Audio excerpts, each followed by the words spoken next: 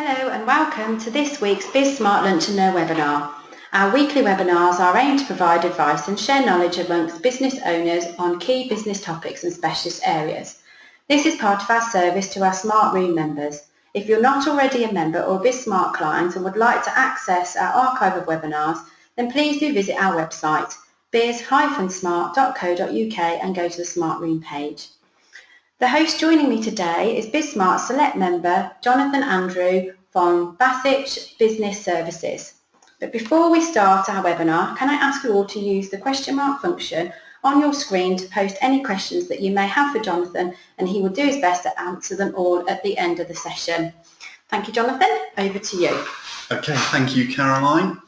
Right, okay, what I want to talk to you about today is it's a new year and there are lots of new opportunities, and quite a large number of businesses who talk to me are asking me, how do we find those opportunities? Where are they? How can we benefit from them?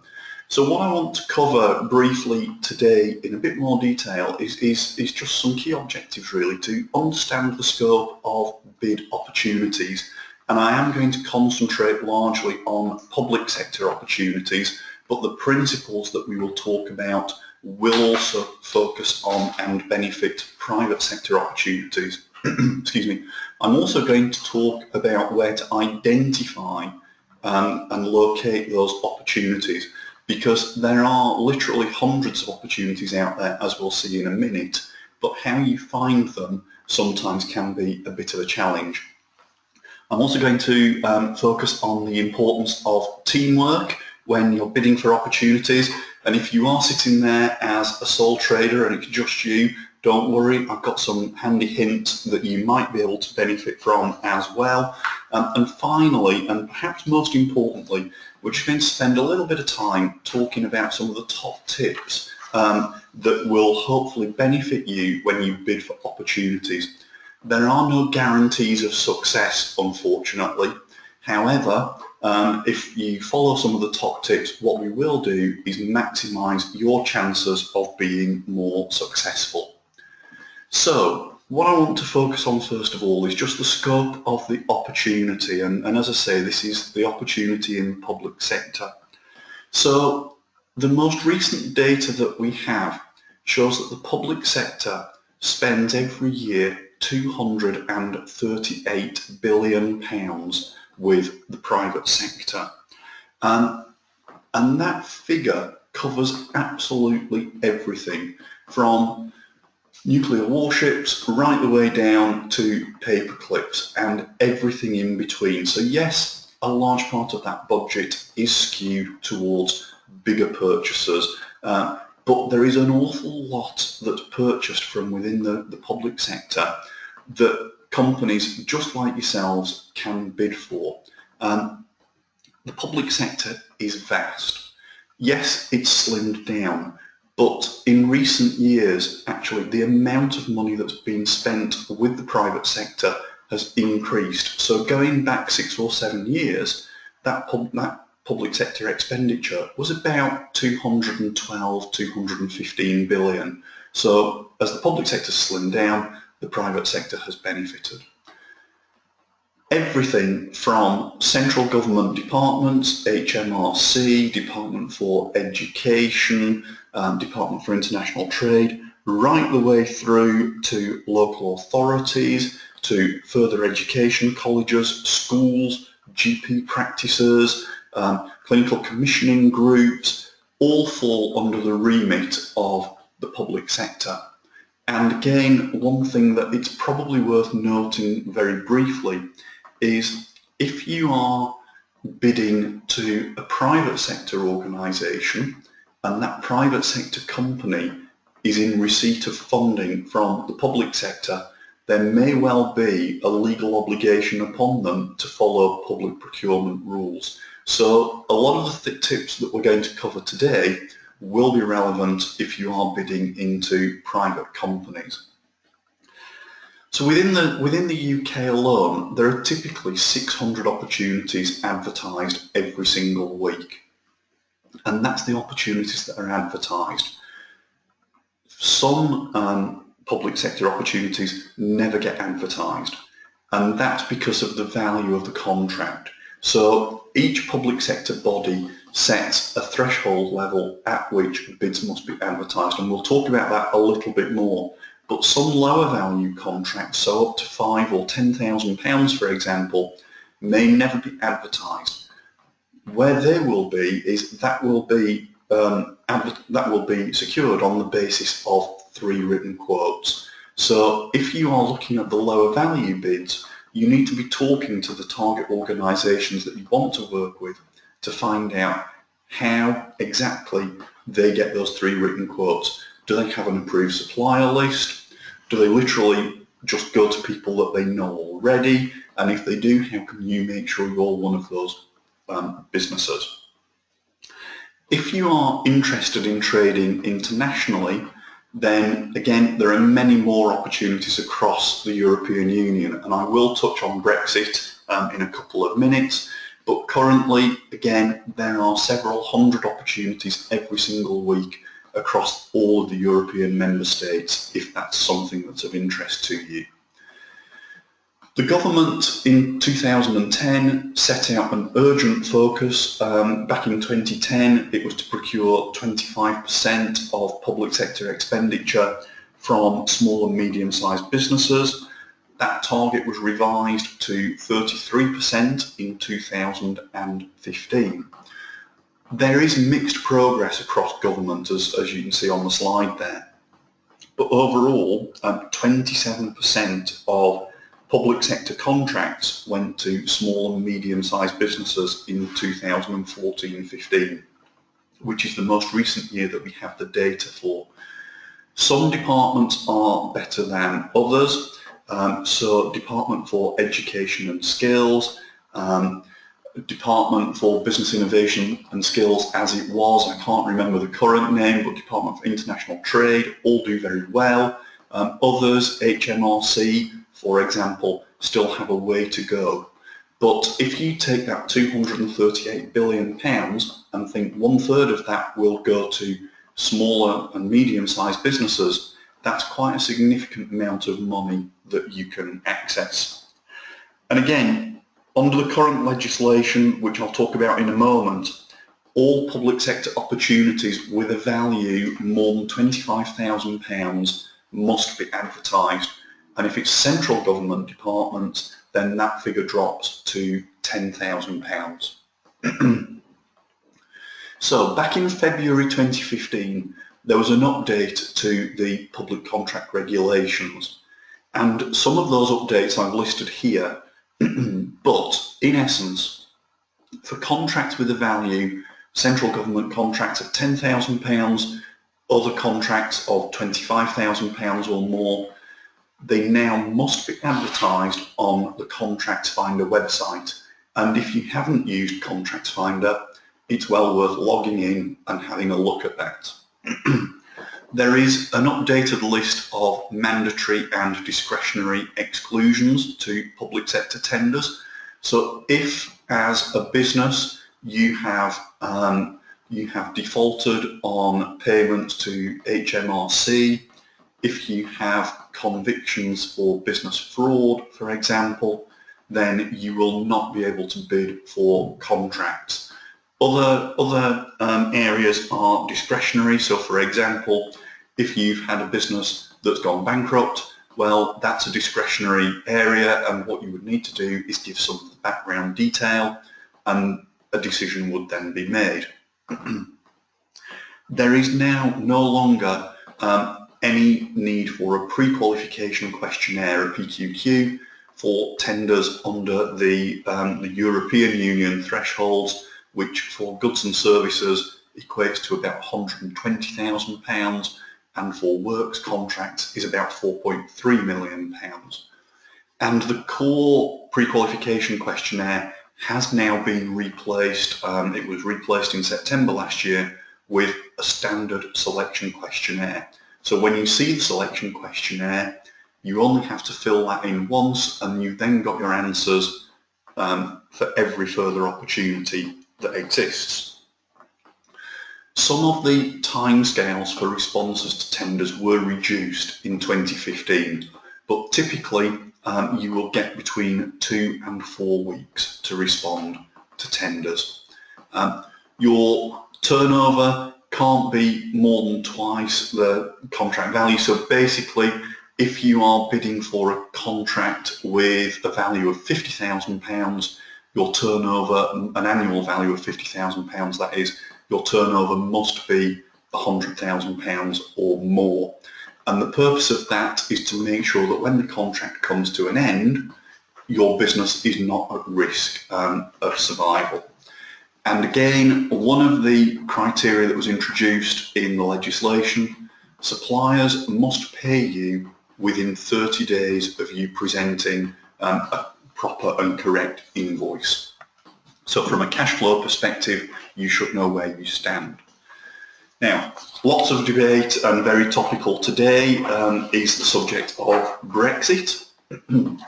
Lots of people are saying, well, a lot of the legislation around procurement is drafted and it comes from Europe, and that's absolutely right, but we haven't left Europe yet, and we are at least 2 years away from doing so. So all the legislation that applies today, whether you like it or not, unfortunately, will continue to apply up to the date of Brexit, whenever that might be. The other thing to take into account is the government here was very instrumental in drafting the updates to the procurement legislation. So the chances are that whatever legislation is put in place beyond Brexit will not be dissimilar to the legislation that exists today. And in all honesty, if we think this through rationally, I think the government has probably got bigger issues that they need to consider than procurement legislation. So I think changes to procurement legislation will be quite a way down the line. The biggest impact potentially on Brexit could be that it may restrict opportunities for you to bid for European tenders. That will depend on the exit that we negotiate and the deal that we do. But if you are supplying in the European Union, you may wish to look at that. You might also want to talk to the Department for International Trade and look at opportunities for expansion beyond the European Union. Now, lots of companies say there are no tender opportunities out there that are relevant for my business. And that might be true, but to be fair, there are very few businesses out there where tenders are not relevant. I've just put up on the screen now a list of tenders. I looked on a number of different websites last week, last Friday. All of these were live tenders as at last Friday. So just to try and illustrate some of the breadth of opportunities that exist. Some of these might be relevant to some companies, not to others. But if you are into fire, health and safety, surveys around fire alarm replacement, there is a local authority in the West Midlands at the moment that is looking for a supplier of duck food, grass cutting contracts, UPVC doors and windows, etc. I'm not going to go through the whole list, but you can see there is a broad range of opportunities. And if you're not sure whether or not there is an opportunity out there that's relevant for your business, please do feel free to ask us a question at the end of this session, and we'll try and give you some guidance as to where might be the best place to look. So in terms of sourcing tenders, all of the websites that I've listed here are sources of information on tenders, and they are all free to access. So the very top one, TED Europa, is purely for European tenders, and that will list all of the tenders across the whole of the European Union that are relevant to your business sector. The website that I've highlighted is Contracts Finder. If you only take one thing away from the session today, my advice would be have a look at Contracts Finder. It gives you details of current opportunities, it gives details of forthcoming opportunities where they are known, And equally as important, it gives you details of awarded contracts. So if you want to find out who in your sector is winning contract opportunities and the value of those contracts, then Contracts Finder will give you exactly that information. The other opportunity you have in Contracts Finder, if you are a smaller business and you think, I couldn't tender for that contract by myself, you can wait and see who's been awarded the contract, and you can then contact them and say something along the lines of, congratulations, see you've won the contract, this is what we do, we would be happy to support you in delivering that contract. So you can look at it as a source of finding subcontract opportunities as well. Some of the other websites on there, if you want to look at the National Health Service, supplychain.nhs.uk is just one website for the National Health Service. Publictenders.net, etc. again will give you generic opportunities. If you are looking to work with the emergency services, so police, fire and rescue, ambulance, coast guard, etc., Blue Light is the website that you need to register with. DFPNI is the Department for Procurement in Northern Ireland. Scotland and Wales are self-explanatory on there, but perhaps important to say that the Sell to Wales website is actually very good because it doesn't just list opportunities in Wales, it lists opportunities across England as well, and part of that is to encourage companies and businesses in Wales to tender for other opportunities. So that site is a good site. Other sites, if you are looking to work in the northwest of the country, the Chest covers the public sector in the northwest. In Worcestershire, it's a website called Intend Host. Staffordshire, Derbyshire, Wolverhampton. As you can see, that's scratching the surface really. I've highlighted the main sources and the main websites, but there are unfortunately literally hundreds. Contracts Finder is the main one. That's the one prescribed in the regulations. There are a number of paid-for websites that you can use, and I haven't listed all of them. I've listed a couple of them here. Two of the better websites that I use and have used are Tenders Direct and b2bquote.co.uk. You pay an annual subscription, they search for contract opportunities, and you can then decide whether or not you wish to bid for them. Moving on, I said at the beginning, teamwork is important. If you are on your own in business, are there other businesses that you can collaborate with around similar opportunities? Don't see your competitors necessarily as a threat, because they might also be thinking, we'd love to bid for that opportunity, but we're just not big enough. But again, by collaborating with them, that would give you the opportunity to bid for a contract. Do you need to use subcontractors? Are they part of your team? If you do, who are they? Can you find them? If they can meet the requirements of the opportunity you want to bid for, there is nothing to stop you then bidding for that contract. And again, if you do have staff internally, who are they? Who's going to form part of the bid team? What bit of the bid are they going to work on? Who's going to work on the financials? And who's going to review your bid prior to submission? I'll come back to bid review in a moment. One of the areas that really does catch people out is experience and references. Have you got similar experience to the contract that you want to bid for? If you have, then be specific in stating that. Be upfront about it. When did you work on that particular contract? Was it recent? How long did you work on that contract for? Was it a 12-month contract, a 6-month contract? Was it a one-off supply? Or is it an ongoing contract? What was the value of the contract? If you're bidding for a contract with a value of £100,000 and you can demonstrate experience of contracts to a similar value, that gives the evaluator much more confidence than if you're bidding for a contract of £100,000 and you've only ever worked on £5,000 contracts in the past. And finally, If you have got testimonials from your clients, then make sure you include them within the bid. But you've got to be very careful.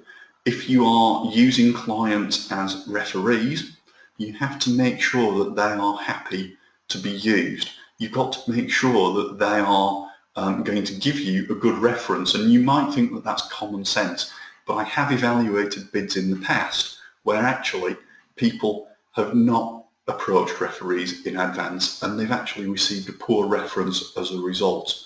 And the most important thing of all is, if you're quoting someone as a referee, can they actually respond in time? There's no point in putting someone down if they're on holiday for 3 weeks and they can't respond. A few top tips when it comes to submitting your bid to maximise the chances of winning. There's a lot that you can do in advance of any tender. Have you got up-to-date financial information? Do you have your insurance documents to hand? Do you have CVs for key members of staff? And that trips people up, because quite often the most up-to-date CV that people have is when they joined the organisation. What it doesn't tell you is what you've done whilst you've worked for your current organisation. Have you got subcontractors in place?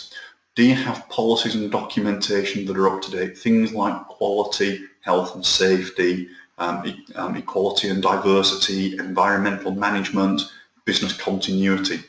Are they up to date? Do you review them regularly? And can you prove that you review them regularly? Again, we've touched on client case studies, but you can use those in a variety of settings, both in the public and the private sector. So make sure you have up-to-date case studies. When the tenders are released, the first thing you have to do is read the tender documents. The second thing you have to do is read them again, because I guarantee that on second reading you will pick up things that you missed the first time around. You need to make sure it's a good fit for your business. And most importantly, can you meet the submission deadlines? Because if you can't, the chances are they won't be extended. And a deadline really is a deadline. So you have to make sure, if the deadline is 12 noon on the 17th of January, there is absolutely no point in trying to submit your bid at 5 minutes past or even 5 seconds past noon, because it won't be accepted. When you're completing the tender, read the question and answer the question. So many people fall down because they actually provide an answer to a question that hasn't been asked. If there is a word limit, then stick to it, because again, through modern technology, now that most bids are submitted electronically, as an evaluator, I know what 500 words looks like, and it's very easy to check to see whether or not you've actually exceeded that 500 words.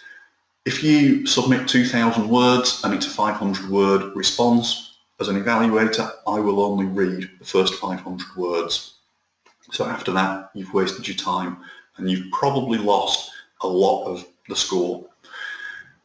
Provide proof that you can meet their capacity and capability requirements. They want, whoever's buying from you wants to be reassured that you're not going to let them down. That is really, really important. Make sure you attach all the supporting documents they require. If they ask for CVs, make sure you've attached them. If they ask for an organisation chart, make sure it's there. And show how you can add value. When bids are being evaluated, if you answer the question and only answer the question, you'll probably score, if it's 5 points for a question, you'll probably score 3 or 4 of the 5 points. To score 5 points, you need to answer the question and either demonstrate something innovative, some added value, something that gives them a little bit more and goes above and beyond what it is that they're asking for. And finally, unless they specifically ask you, don't ever include marketing literature, because the evaluators won't have time to read it. Typically, a bid response might take 2 or 3 hours for them to go through, and that 2 or 3 hours will be on top of the day job that they normally have to do. So you can imagine they're not then going to spend time reading things that haven't been asked for.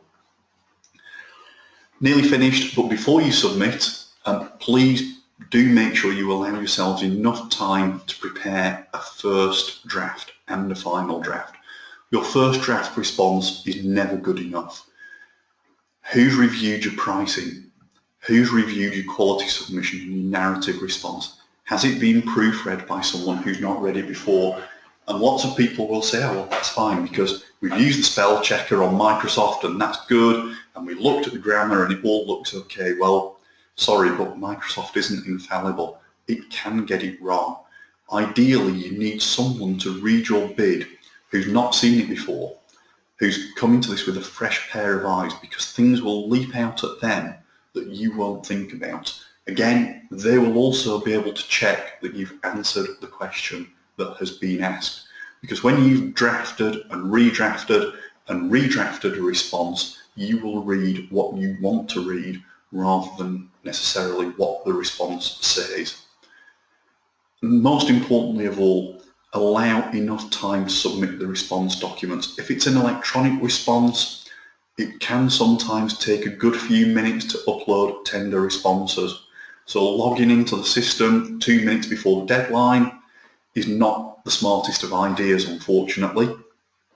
Again, as a buyer, if it's an electronic platform, we can see exactly when you logged in. We can see when you started trying to upload the documents. So if you come to me and you say, well, we were logged on all morning and we tried to upload and it failed, we will be able to go back into the system and get the audit trail that will prove exactly what you did and didn't do.